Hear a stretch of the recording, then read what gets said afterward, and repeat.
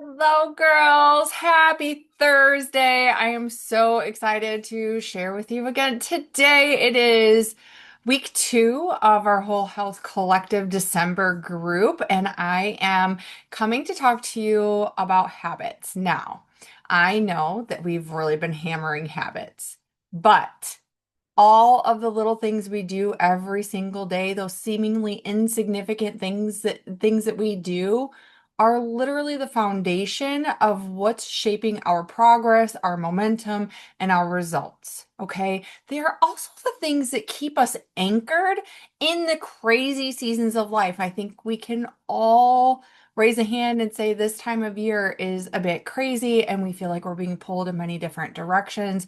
So, Meg and I are really hammering in on habits and helping you to create focus, alignment, and some perspective around this holiday season because we want you to feel like you're enjoying the holiday season, that you're staying aligned with your wellness goals to have good energy, to be sleeping well, and to feel good throughout your day, and to help you start kind of laying that foundation or keep building on the foundation that you have been creating moving into the new year. Okay. I want you to think about our habits as the pillars and the foundation of your lifestyle. If we truly want to create a sustainable lifestyle that breathes life into health, happiness, positive energy, and growing forward, then we have to put intentionality and focus around the little things that we are doing every single day that are shaping who we are becoming. And that also help to keep us anchored when life is throwing us twists and turns. I know that it's true that this time of year feels very full and we're being pulled in a lot of different directions. There are a lot of shiny things out there to distract us. And there's a lot more enjoyable, fun food around that can kind of pull us away from staying focused and aligned with our wellness goals. But I also want you to remember that there's really, if we look at the entire year, there's really always something that can kind of pull us, right? Come February, it's gloom and doom for a lot of parts of the country, and we feel kind of fatigued and tired and mundane and just kind of wishing for sunshine. And so we can kind of get stuck in a lull or a rut because we just kind of feel meh, because that's what the weather kind of feels like, right? The days are short, we don't have much sunshine, we're not getting outside a whole lot, and it just kind of feels meh. And then we go into spring and there's a whole lot of things going on. Maybe you're being pulled in many different directions because of the sports and the things that are kicking off for spring. And then we go into summer and there's fun drinks and there's barbecues and graduation parties and all of those things. Then we move into back to school era and we're like, ah, and all losing our minds again because sports are getting back up. We got to get the kids ready for school. Our schedules are changing again. And then we go into fall and we have more sports and then we come back into the season that we're in right now with the holidays. There's always something. There's always going to be something. We can't completely control everything around us, but we can control how we react or we respond to those things and the anchoring habits that we have in our daily routine that help to keep us centered and aligned with our goals throughout the seasons of life, and understanding that sometimes we have to flow a little bit with the seasons. So I'm going to talk about that a little bit today. I'm going to touch on, we're going to review our anchoring habits, right? Then we're going to talk a little bit of non-negotiable daily habits, an anchor to an existing habit, so habit stacking, and then helping you to reframe some perspective if you struggle with staying aligned with your daily routine, feeling encouraged, feeling motivated, and having that energy to keep moving forward and showing up for yourself. Okay. So let's dive in a little bit. Let's talk about the reviewing anchoring habits: sleep, hydration, movement, and nutrition. Those are your 4 pillars to create the foundation for a healthy, sustainable lifestyle that generates and breathes life into energy, health, momentum, progress, growth, and just feeling really, really good. Okay. So let's talk about sleep a little bit. This is literally the anchoring habit of all things. Our sleep is the foundation of every single function in our bodies. We have to prioritize our rest and recover time with our sleep. If you are not getting 7 to 9 hours of sleep consistently each night, we need to look at how we can change our routine, change our schedule, say no to something to ensure that we're getting that 7 to 9 hours of sleep because it's literally the foundation of everything, you guys. If we aren't getting that 7 to 9 hours of sleep and truly honoring what our body needs to do during those hours of rest and recovery, we're going to be fighting an uphill battle and we're going to be fighting against ourselves. Okay. So I understand that if you have younger children, I am in an era, I went through that. Okay. I went through that. My boys are older, and unless one of them is sick or something's off, they sleep, right? Because I have a 12, almost 13-year-old and a 15-year-old who's going to be 16, which is crazy. He gets his temps in like, I don't know, 2 months or something, a little over 2 months. That's mind blowing. So I'm in a different season, but I was in that season of having young children, right? So I understand that sometimes we have to just kind of roll with it. And I understand that there are some seasons that maybe they're teething, they're not feeling well, they're going through sleep regression, different things like that. Give yourself grace in those areas, okay? But for those of you who have more control around a structured routine for sleep, let's make sure that we're not prioritizing the scroll or just binge watching something on Netflix, that we're powering down at night and allowing ourselves that rest. Okay. Because sleep is literally, like I said, everything stems from our sleep. It's our hormonal, it's the foundation for our hormonal flow. And our hormones, despite when many of us think hormones, we think reproduction. Okay.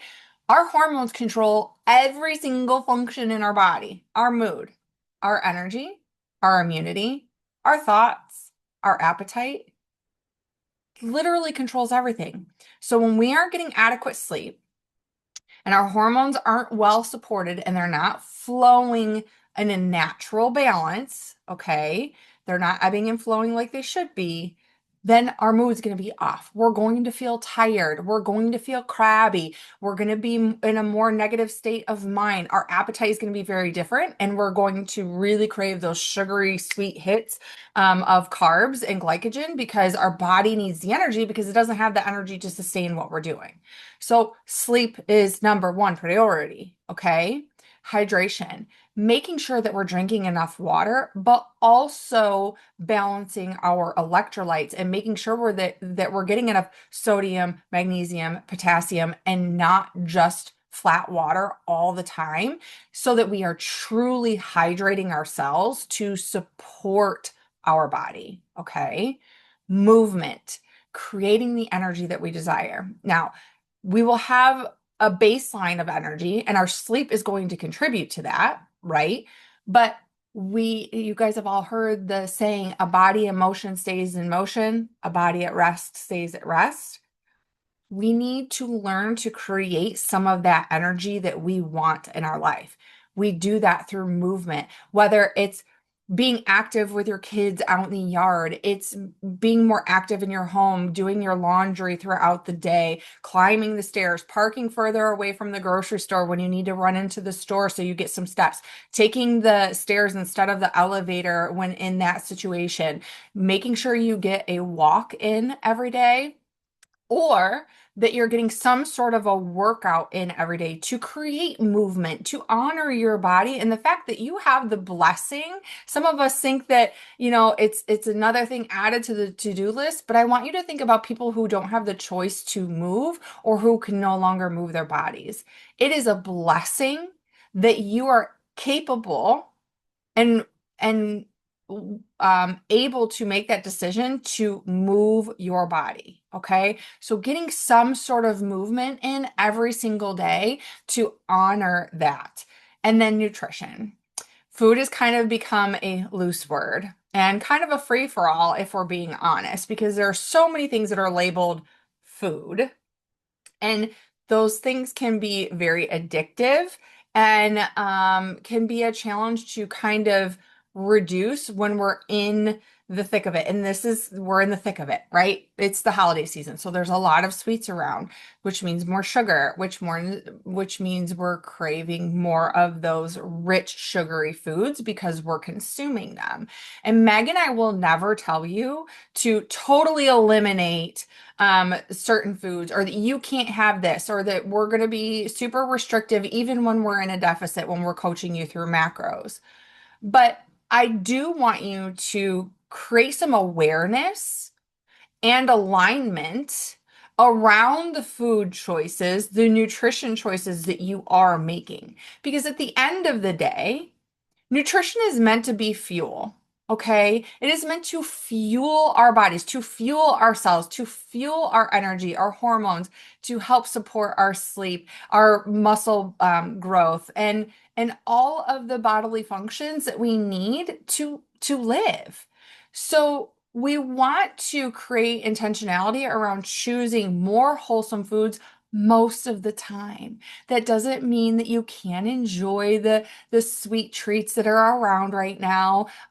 My family and I, we're meeting up with my sister-in-law and my mother-in-law, and we're baking cookies. It's something we've done for the last few years. We're baking cookies on Sunday, and I know that I'll probably consume a couple because that's what happens when you're baking cookie cutouts, and a couple other ones that we're doing this year. I'm going to be making cracker candy like I do every year, and that is my kryptonite. I love cracker candy. It is called cracker candy because you get like you want more. You have some and you want to keep consuming it, right? But I'm also going to be very intentional about leading with protein forward meals the rest of the day, making sure I'm drinking my water, getting my fiber and my vegetables in, and my complex carbs. So I'm not just relying on the sugary sweets. How many of you have gone into a holiday or a situation like that and you kind of starve yourself all day, or you save all of your calories for the day because you want to just kind of go all out and indulge on those things? I've done it. There's no shame in it because I've done it too. However, what happens is you end up feeling worse because your body's not used to that. It's not truly fueling your body, and you're going to hit that crash, right? So, going into that situation or into a holiday party, making sure before we're going to have sugary sweets and maybe some alcoholic drinks, we're leading with water for the day. If you're using an electrolyte supplement, I use Hydrate and Detox. You're leading with that for the day. And then you're also leading with protein forward meals before you go to the holiday party or you go to the cookie baking session where you know that you're going to have a couple treats. Okay. You're going to feel better. It's going to sustain your energy. You're going to sleep better that night, and you're going to be less likely to overdo it with the more rich meals and sugary sweets because you actually filled your body up before. Okay. And it doesn't have to be just before. It could be after too. You could go and enjoy. And if you still have, like maybe you still have dinner left for the night because you did the cookie session, the cookie baking session at noon, and you still are going to have dinner that night, pivot right back on and lead with protein forward meals. Okay. That's how you're going to truly nourish your body and keep those cravings at bay and feel better in general. Okay, so your anchoring habits are sleep, hydration, movement, and nutrition. So now I want you to think about picking 1 to 3 of those and making them non-negotiables. You don't have to check all of the boxes all of the time to progress forward and to stay aligned with your goals. Okay, sometimes some seasons are going to require that we're a little bit more flexible, and that's okay. I think that learning to be flexible and to understand that just because we're not checking all of the boxes all of the time, that all or nothing pressure, that we're still making progress as long as we're staying anchored in and aligned with a couple of our daily habits, okay? So I want you to think about which of those can you stay anchored in that are non-negotiable this holiday season to finish out this year? Is it sleep? Is it hydration, movement, or nutrition? Is it a combination of a couple of those? Don't say that you're going to hit all 4 every single day perfectly, but which ones can you say are non-negotiable each day? Okay. My sleep is always non-negotiable. My water intake is always non-negotiable. My movement, there are days that I don't hit my 10,000 steps, right? I almost always do my workout because I have that routine has been in place for almost 14 years. It is a part of who I am. But there are days that, like Wednesday, I was at the salon and I was in the car a lot more. We had to drive an hour to Beckett's basketball game. Then we sat for 2 hours watching the seventh and eighth graders basketball game. And then we drove an hour home. I was at like 7,000 steps instead of my 10,000. I'm not going to beat myself up for it. So sometimes movement for me is going to fluctuate a little bit. And right now, nutrition, because I'm in maintenance and it's the holiday season, it fluctuates a little bit. That's okay. But my sleep and my hydration are non-negotiables. Those are happening. I'm hitting those targets every single day, 7 days a week. Okay? So think about what are the ones that you can hit all four throughout the week, but what are the one, two, maybe three that are non-negotiable every single day for you to help you stay more anchored in and aligned with who you're wanting to become, who you're progressing towards. Okay. So let's talk a little bit about anchoring to an existing habit. This is also known as habit stacking. So sometimes when we're working to create kind of a new flow or introduce a new habit, our brain has some resistance because our brain likes to preserve energy and loves when we just kind of go through things, go through the motions. We just kind of do without much thought. And I want you to think about that. You probably, when your alarm goes off in the morning, without really thinking about it, you have a routine. You're very consistent in how you respond to that alarm going off. Likewise, when you get up out of bed, you kind of fumble whatever your routine is. Maybe it's you stumble to the bathroom, you go to the bathroom, then you put on workout clothes, or you change your clothes, or you brush your hair and brush your teeth. Maybe you get immediately into the shower, but you have a flow when there's a specific trigger. So when the alarm goes off, you have a certain flow that you follow almost without thought. Again, when you get up, you have a flow that you follow without much thought, right? When you get into the shower and you shower, you have a flow without much thought. Okay. Our body, our mind likes that. Our brain likes that because it doesn't have to put any effort in. We're just doing. So when you have a routine that's super consistent like that, when you put a new habit and you attach it to that said routine, you are going to flow into it more easily with less resistance from your brain on totally revamping your entire routine. Okay. Here's an example. When I wanted to really start being more consistent with dry brushing, it's good for lymphatic flow, it's good for detox, it's good for your skin and circulation. But I was like hit or miss if I was doing it. So our shower usually takes just a couple minutes to warm up and for the hot water to start, right? So before I get into the shower, my new trigger is I turn the shower on for the warm water to start and I dry brush before I get into the shower. Now it's almost immediate. Like I almost don't even have to think about it every day before I get into the shower. Okay. Likewise, when I sit down in the morning, I come down. I have a very specific routine on what I do every single day. I sit down. I pull up Zoom for my virtual gym girls, and I sit here with my papers and I go through my gratitude. I look at what needs to be done for the day. I write out my to-do list. I prioritize that to-do list for what really needs my attention for today, and then I get into a little bit of a a workflow. And as soon as my workflow is over and the kids walk out the door to go to the school bus stop, I go downstairs and get my workout in. Okay. So as soon as they walk out the door, I am getting up to go down and work out. Okay. So attach to something that you're already doing so that that new habit or that new routine doesn't feel so daunting and it's not putting so much of a challenge on your brain. Here's another example that if you want to drink more water, before each meal, drink 16 ounces of water. Attached to when it's mealtime, I'm going to drink 16 ounces of water. Or after I finish a meal, I'm going to drink 16 ounces of water. That's going to automatically help you increase your hydration. Or When your alarm goes off in the morning, maybe you have 16 ounces of water sitting bedside, and as soon as your alarm goes off and your feet hit the floor, you drink 16 ounces of water. By attaching that as soon as your feet hit the floor and drinking that 16 ounces of water, you're already starting to do something that you normally do, and you're attaching the new habit to it. Okay, so I hope that that was helpful for you.